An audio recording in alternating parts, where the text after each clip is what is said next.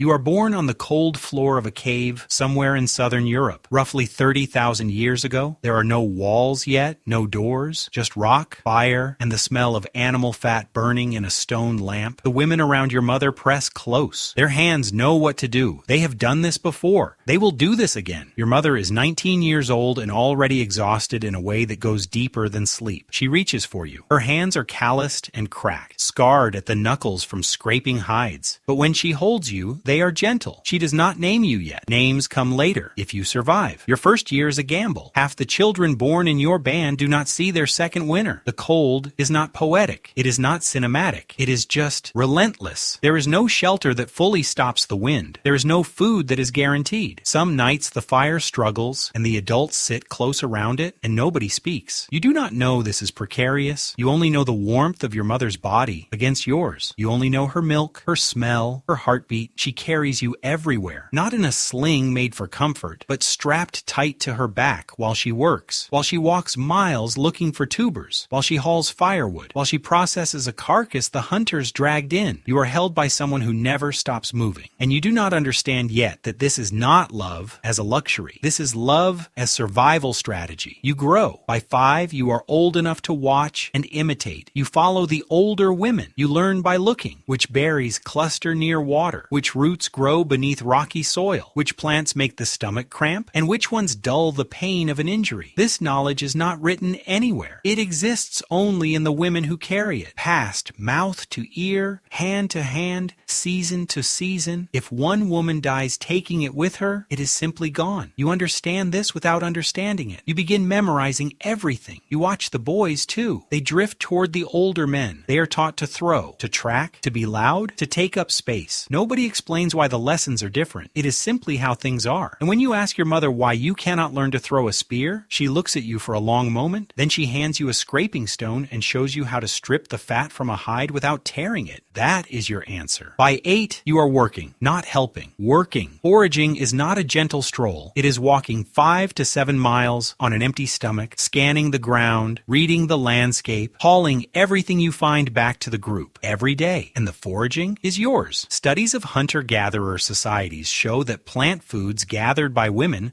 often account for 60 to 80% of the group's total caloric intake. The men hunt, but it is your hands that keep the band alive on the days the hunt fails, which is most days. When you return to camp, you do not rest. You process, you sort, you cook, you tend the children who are too young to walk far, you scrape hides until the skin beneath your fingernails bleeds, you gather wood, you maintain the fire through the night, because if the fire goes out and there is no ember to restart it, that is a crisis. You carry the group's survival in your arms and on your back, and nobody calls it anything. It is simply what women do. Around 10 or 11, your body begins to change. In your world, this is not a private matter. The older women notice before you do. They look at you differently. Their conversations shift when you enter. There is assessment in their eyes now, where before there was only familiarity. Your mother takes you aside one night when the others are sleeping. She speaks softly and directly. She tells you what is coming, not to comfort you, but to prepare you. She tells you that soon you will belong to another man in another band. She tells you this is necessary, that mixing between groups keeps the children strong, that the elders have already spoken about it. She does not cry. She has known this was coming since before you could walk. You are a resource the band cannot keep forever. You are 12 when you have your first blood. By the end of that moon cycle, the decision has already been made. You are brought forward in front of the band elders. You stand in firelight, dressed and adorned with ochre and shells, the way objects of value are decorated before they are transferred. You are not asked how you feel. The transaction is between men. Your father gains alliance with a neighboring band, better hunting grounds, a shared border, safety in numbers during lean winters. You are the seal on that agreement. You are taken to your new band 3 days later. Your mother holds you for a long time before the journey begins. She says nothing. There is nothing to say that would help. You walk away from the only landscape you have ever known, the only faces, the only smells, the only fire you have spent your whole life tending. You do not look back, not because you are brave, but because looking back would make it impossible to keep walking. Your new band receives you you with cautious eyes. The women examine you quickly. They want to know what skills you carry, what knowledge you've brought with you from your homeland. You are useful or you are a burden. There is no middle category. You work harder than you have ever worked to prove the first. Your husband is a man you barely know. He is not cruel in any way that has a name. He is simply indifferent to your interior life. To him, you are a good arrangement, a capable woman, a potential mother, a proof of alliance. He does not ask what you think about. It would not occur to him to ask. The pregnancies come. Your first at 13, your second before your body has fully recovered from your first. Childbirth in your world is not a medical event. It is a test. The older women gather. They know what they know. They have learned by watching others survive and watching others die. But there is no understanding of infection, no tools for a birth that goes wrong in the wrong direction, no way to stop blood that will not stop. Your pelvis is young, your frame is narrow, the pain is total. Not dramatic, not like a story being told, just consuming. Relentless, beyond language. Hours pass, you grip rope, stone, hands. You hear yourself making sounds you did not know you were capable of making. And somewhere in the distance, a child cries. You survived this one. You hold the infant against your chest, still shaking. You feel something you do not have a word for. Relief and love and terror all fuse together into a single breathless moment. You think, I will not let this one die. You do not know yet that 2 of the children you will carry over your lifetime will not survive their first winter. You do not know that the grief of that will change the shape of your face permanently. You do not know any of this yet. Right now, there is only the child, the fire, the night, and you, still here. The years fold into each other. You become one of the older women yourself. You carry knowledge now the way you once carried firewood. The plants, the seasons, the skills, the care. You pass them to the younger ones, quietly, at night. By example, you watch a girl arrive from another band. Young, wide-eyed, afraid but pretending not to be. You recognize everything in her face. You hand her a scraping stone. You show her how. Not because it is romantic, not because it is meaningful, but because this is how it works. This is how it has always worked. Woman to woman, hand to hand, winter to winter. You die at 31. An infection, probably. A wound that didn't close cleanly, or a winter that was one winter too many. There is no burial record, no monument, no name carved anywhere. The band mourns for a day, maybe 2. Then they move on because the season moves on and they must follow it. But the girl you handed that scraping stone to, she teaches the next one, and that one teaches the next, and somewhere 30,000 years down the chain is you, reading this, alive. Because she didn't stop. Here's what I want to ask you. We talk about human history like it's a story of great men, conquerors, kings, warriors whose names we still say out loud. But the people who actually kept the species alive, they were women carrying children and firewood and botanical knowledge across a landscape that was trying to kill them. Does that change how you see history? Tell me in the comments. I genuinely want to know.